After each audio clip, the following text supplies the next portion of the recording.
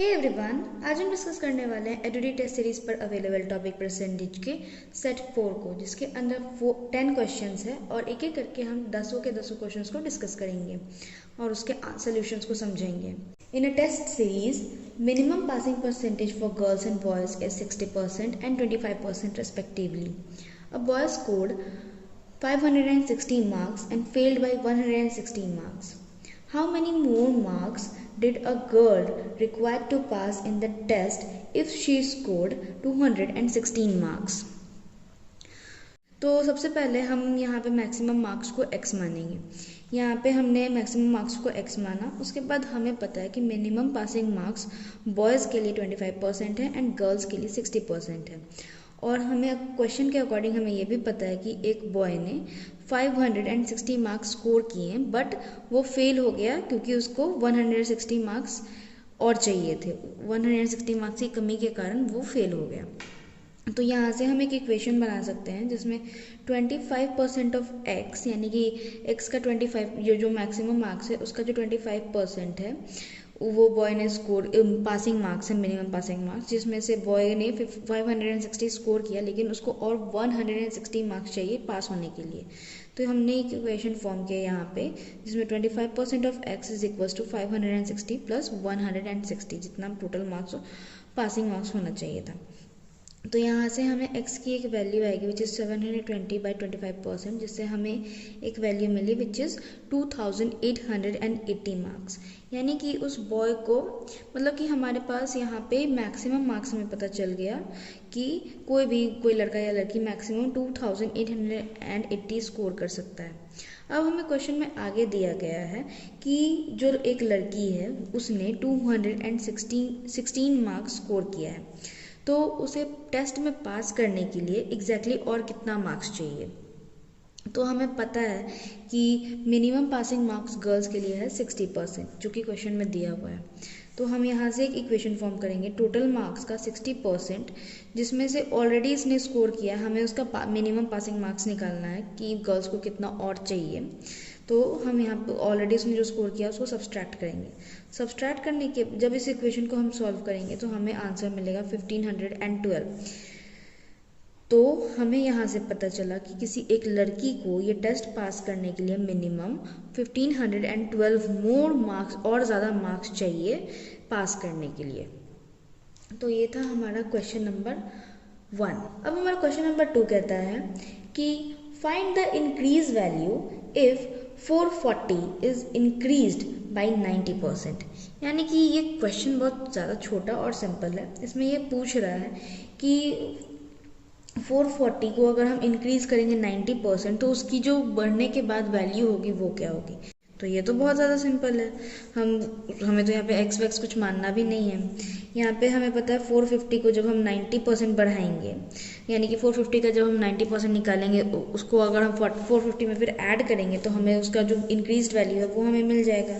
तो ये इक्वेशन हमने ऐसे फॉर्म किया 450 ऑफ 90%, यानी 450 इंटू 90/100 प्लस 450, क्योंकि 450 में जो 90% बढ़ेगा उसके बाद 450 कितना बढ़ा, हमें यहाँ इतने पार्ट से हमें पता चलेगा कि कितना बढ़ा, फिर हमें उसको ऐड करेंगे तो हमें पता चल जाएगा कि फाइनल वैल्यू क्या आई बढ़ने के बाद। तो यहाँ से हमने निकाल लिया, तो जिससे हमें पता चला कि 450 में की अगर 90% बढ़ोतरी होगी तो उसकी वैल्यू बढ़ के निकल के आएगी 855। तो ये था हमारा क्वेश्चन नंबर 2। हमारा क्वेश्चन नंबर 3 कहता है कि by what number must the given number be multiplied to increase the number by 25%। तो ये क्वेश्चन में भी साउंड्स थोड़ा सा कॉम्प्लिकेटेड, बट ये क्वेश्चन भी ज़्यादा हार्ड नहीं है। इसको जब हम देखें तो यहाँ पे सबसे पहले तो हम उस नंबर को x मानेंगे। अब हमें पता है कि उस x में 25% बढ़ रहा है।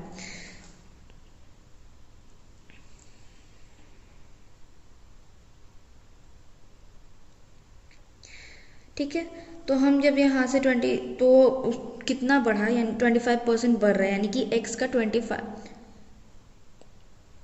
अब हमारा क्वेश्चन नंबर 3 कहता है कि by what number must the given number be multiplied to increase the number by 5%। तो बेसिकली क्वेश्चन का कहना है कि कोई नंबर है उसको हम कितने, मतलब जो कोई गिवन नंबर उसको हम कितने नंबर से मल्टीप्लाई करेंगे जिससे वो अपने आप से 25% बढ़ जाएगा। तो सबसे पहले हम यहाँ पे इस क्वेश्चन को सॉल्व करने के लिए हम उस नंबर को x मानते हैं। अब उस x मानने के बाद हमें क्वेश्चन में कहा गया है कि वो 25% बढ़ रहा है, यानी कि x का 25% जो है उसमें इंक्रीमेंट हो रहा है। तो हम यहाँ पे सबसे पहले इसको सॉल्व करेंगे। इसको सॉल्व करने के बाद हमें पता चला कि x/4 उसमें बढ़ोतरी हो रही है।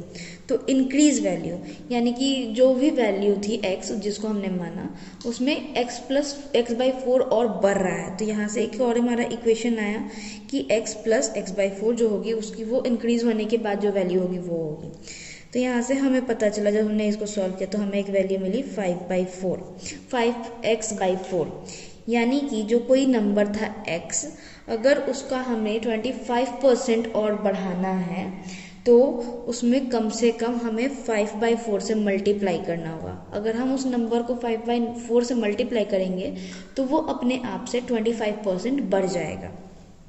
तो ये था हमारा क्वेश्चन नंबर 3।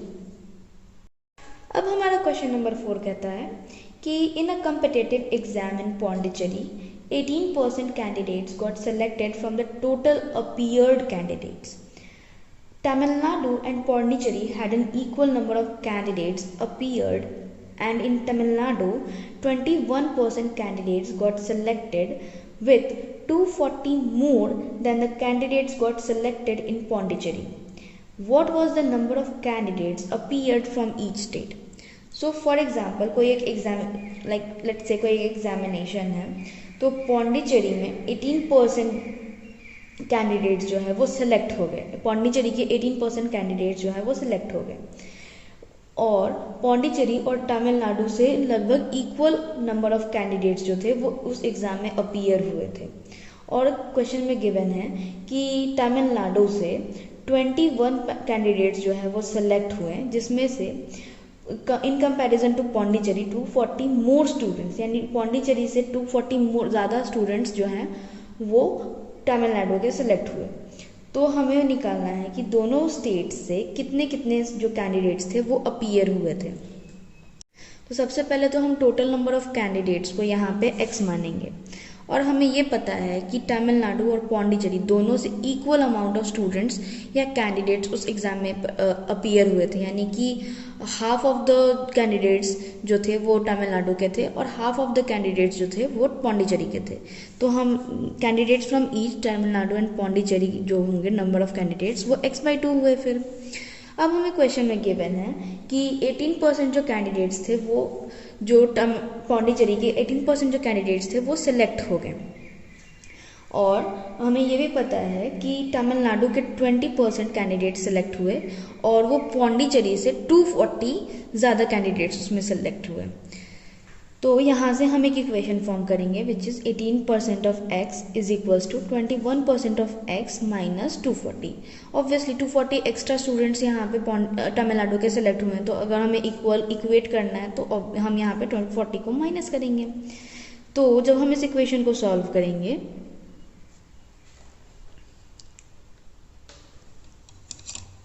तो बेसिकली जब हम इस इक्वेशन को सॉल्व करेंगे तो 240 इज इक्वल्स टू 21 यहाँ का बाई 100 परसेंटेज था इसलिए ऑफ x यानी इंटू x। यहाँ पे ये पॉजिटिव में था तो यहाँ आएगा तो ये नेगेटिव होगा, और ये इधर नेगेटिव में था इधर क्या तो पॉजिटिव हो गया। तो 18% यानी 18/100 इंटू x। तो यहाँ से हमें 240 इज इक्वल्स टू 3x/100 पता चला, और x की वैल्यू हमें मिली 8000, यानी कि टोटल नंबर ऑफ कैंडिडेट्स जो थे वो 8000 थे।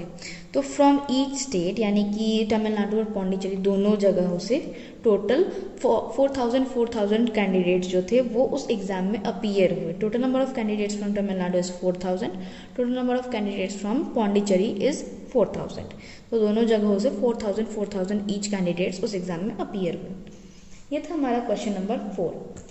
अब हमारा क्वेश्चन नंबर 5 कहता है कि on a test consisting of 500 questions, Divya answered 80% of the first 250 questions correctly. What percent of the other 250 questions does she need to answer correctly for her grade on the entire exams to be 60%? तो basically इस question में कह रहा है कि एक कोई test है 500 क्वेश्चन का, जिसमें से जो फर्स्ट 250 क्वेश्चंस था उसमें दिव्या ने 80% क्वेश्चंस के आंसर सही दिए, और जो नेक्स्ट 250 क्वेश्चंस है उसमें वो और कितना सही आंसर देगी जिससे ओवरऑल उसका परसेंटेज 60 उसे मिलेगा, 60 ग्रेड उसे मिलेंगे। सबसे पहले हम निकालेंगे कि उसने कितना सही आंसर दिया। यानी कि सबसे पहले हमें पता है कि फर्स्ट 250 क्वेश्चंस में से उसने 80% सही आंसर दिया है, यानी कि 80% ऑफ 250 हमें निकालना है, विच इज़ 200। हमें पता चल गया कि टोटल नंबर ऑफ आंसर जो दिव्या ने दिए, करेक्ट आंसर वो 200 है। अब हमें निकालना है कि 60% ग्रेड के लिए अब हमें और कितना सही जवाब देना है, यानी 500 में से टोटल हमें कितना सही जवाब देना है जिससे हम 60% गेन कर सकते हैं या अचीव कर सकते हैं। तो हमें पहले निकालना है 60, जो टोटल 500 क्वेश्चंस था उसका हम सबसे पहले 60% अब निकालेंगे। तो जब हम 60% 500 का निकालें तो हमें पता चला 300 आंसर, यानी कि आउट ऑफ 500 हमें एटलीस्ट 300 क्वेश्चंस का सही जवाब देना होगा, तभी जाकर हम 60% गेन कर सकते हैं। तो अब हमें यहाँ से पता चला कि बेसिकली अब हमें टोटल नंबर ऑफ कितना सही आंसर देना है वो पता है, विच इज़ 300, और हमने ऑलरेडी 200 क्वेश्चंस के आंसर दे रखे हैं। तो हमें और कितना सही जवाब देना है, विच इज़ 300 माइनस 200 गिव्स 100, यानी कि अभी हमें और 100 क्वेश्चंस का सही आंसर देना है। तो इसकी रिक्वायर्ड परसेंटेज क्या बनी, 100, और टोटल हमें अभी 250 क्वेश्चंस अभी बचे हुए हैं हमारे पास, जिसमें से हमें 100 सही क्वेश्चंस के सही आंसर देने हैं। उसका परसेंटेज में जब हम कन्वर्ट करेंगे तो 100 से मल्टीप्लाई करेंगे, और जब हम इसको सॉल्व करेंगे तो हमारे पास आएगा आंसर 40%, यानी कि अभी हमें और 40% क्वेश्चंस के सही आंसर देने हैं, तब जाके हमें 60% उस एग्ज़ाम में हम ओवरऑल अचीव कर पाएंगे। तो ये था हमारा क्वेश्चन नंबर 5। अब हमारा क्वेश्चन नंबर 6 कहता है कि the price of dal is increased from $30 to $37.5 per kg. Find the percentage increase in price. तो ये क्वेश्चन तो सबसे ज़्यादा सिंपल है। हमें ओल्ड प्राइस पता है विच इज़ $30 पर केजी, न्यू प्राइस हमें पता है कि $37.5 पर केजी। तो इन दोनों का डिफरेंस यानी कि कितना प्राइस में जो इंक्रीमेंट हुआ वो हमें पता चल गया, विच इज़ 37.5 माइनस 30 गिव्स $7.5 पर केजी। तो परसेंटेज इंक्रीज, प्राइस में कितना इंक्रीज हुआ उसका परसेंटेज जब हम निकालेंगे तो 7.5 जो ओल्ड प्राइस था उसके कंपैरिजन में हम निकाल रहे हैं कि कितना बढ़ा है, विच इज़ 30 केजी। तो 7.5 बाई 30 इंटू 100 गिव्स 25%। तो अकॉर्डिंग टू ओल्ड प्राइस 25% दाल के प्राइस में इंक्रीमेंट हुआ है। That was our question number 6. अब हमारा क्वेश्चन नंबर 7 है कि the cost of a stencil is decreased by 30%. If the original cost is $140, then find the decreased cost. तो ये भी हमारा क्वेश्चन जो है वो पिछले वाले से बहुत हद तक सिमिलर है।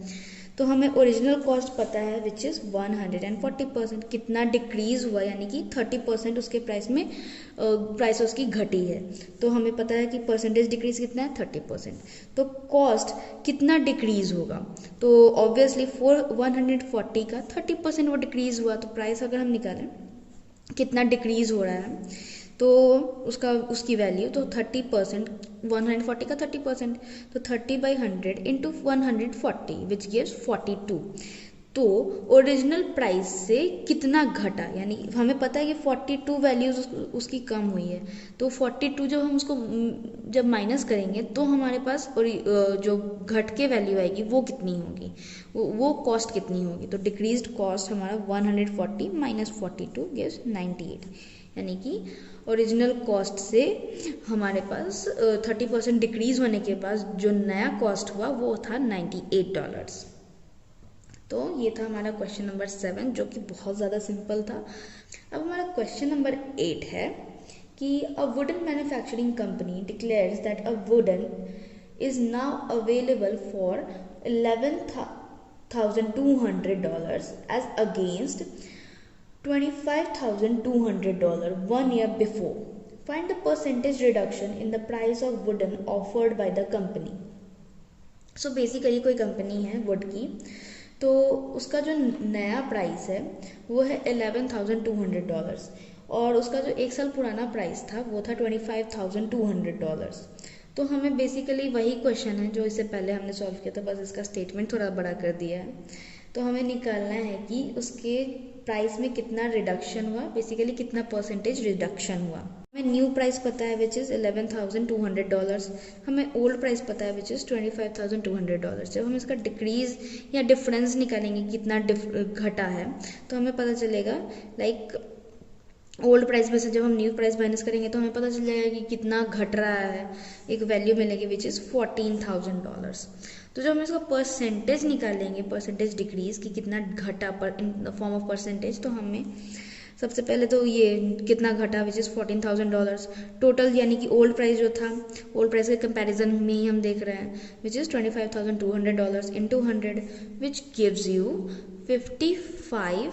फ्रैक्शन में अगर देखें तो 55 होल 5/9%. और अगर इसको आप अगर परसेंटेज में डेसिमल में कन्वर्ट करेंगे तो हमारा क्वेश्चन नंबर 9 है कि the population of a small town increases from 50,000 to 63,750 in 1 year.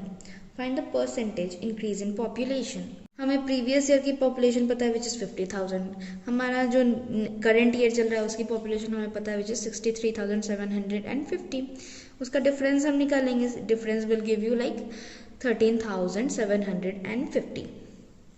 अब हमें क्या करना है कि इसका परसेंटेज निकालना है कि कितने परसेंटेज जो है वो बढ़े या जो बढ़े इस 1 साल के अंदर में. तो हमें डिफरेंस पता है, हमें तो पुराना वाला जो प्रीवियस ईयर का डेटा था वो पता है, उसे कंपैरिजन में निकालना है कि कितने बढ़े और उसको फिर कन्वर्ट करने परसेंटेज में डालने के लिए 100 से मल्टीप्लाई करना है. तो हमें आंसर मिलेगा 27.5%, यानी कि परसेंटेज इंक्रीज इन पॉपुलेशन आपका हुआ 27.5%.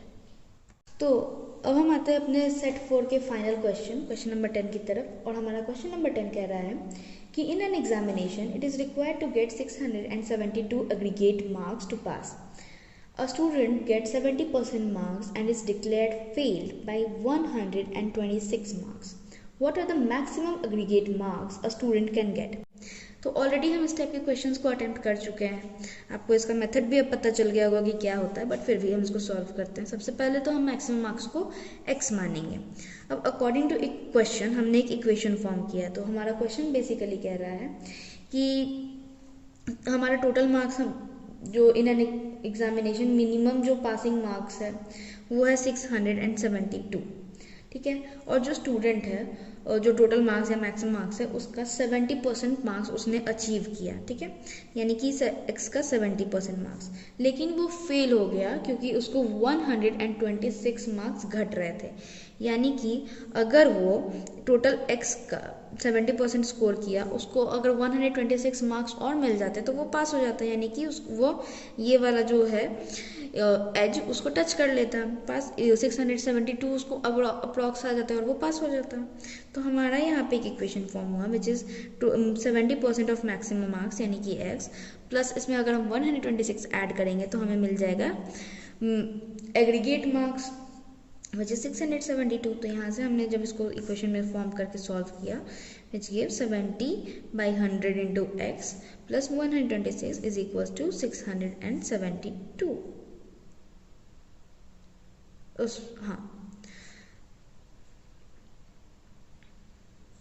अब जब इसके बाद हम इसको सॉल्व करेंगे तो यहाँ से तो हमें पता है कि 0.7x हो गया और ये वाला जो टर्म है वो इधर आके सब्सट्रैक्ट होगा, तो दिस विल गिव यू 546.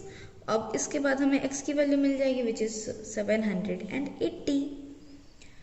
तो यहाँ से हमें पता चला कि कोई भी एक कैंडिडेट मैक्सिमम 780 मार्क्स उस एग्जामिनेशन में स्कोर कर सकता है और ऑलरेडी इस टाइप का क्वेश्चन हमने कर रखा है. तो ये था हमारा टोटल 10 क्वेश्चंस सेट 4 का, जो कि हमारे एडुडी टेस्ट सीरीज पर अवेलेबल टॉपिक परसेंटेज का है, सेट 4 परसेंटेज। तो that is it for this video और that is it for now. अगर आपको कोई भी क्वेश्चन है, कोई भी प्रॉब्लम या कन्फ्यूजन हो, तो आप हमारे कमेंट सेक्शन का यूज़ करके हमसे बात कर सकते हैं और हम अपना जो भी क्वेश्चन है वो पूछ सकते हैं।